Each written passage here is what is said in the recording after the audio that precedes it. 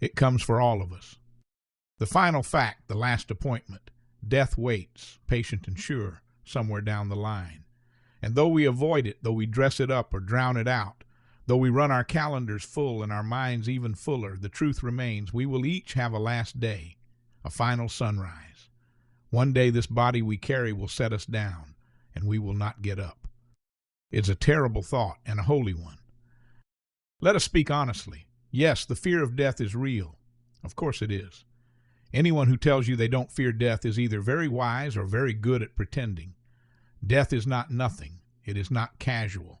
It is not just another part of life. It is the end of all we've ever known, and that by nature is frightening. You can fear it with a shout or fear it with a whisper, but it touches us all. We fear the pain, perhaps, the suddenness, the unmaking. But often what we fear most is the unknown. What happens next? Where do we go? Do we go? Will anyone remember us? Will the world carry on without us as though we were never here? These are not small questions. They are the deepest in the human chest. But here's what I have come to believe.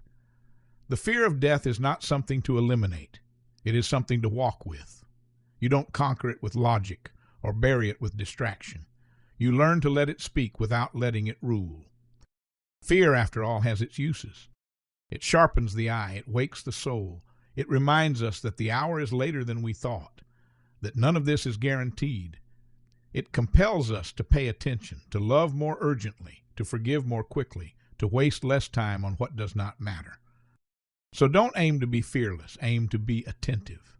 Death is not here to steal your days. It is here to show you their worth. As for how to face the day of our death when it comes, well, the truth is we don't get to rehearse it. We don't get to practice dying.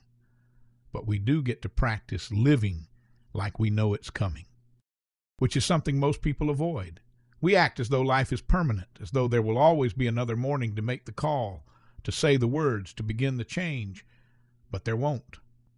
That's the strange mercy of death. It ends our illusions.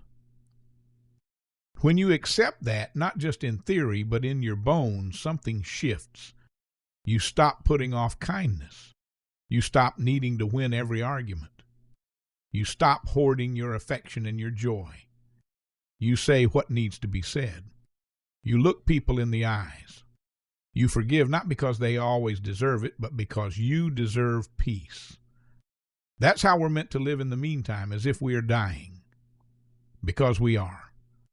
Every day is one less, and that is not morbid. That is liberating, because it brings everything into focus. And what of the end itself? What should we do on that final day when it comes? If we are lucky, if we have even an hour's notice, we ought to do what we've been practicing all along.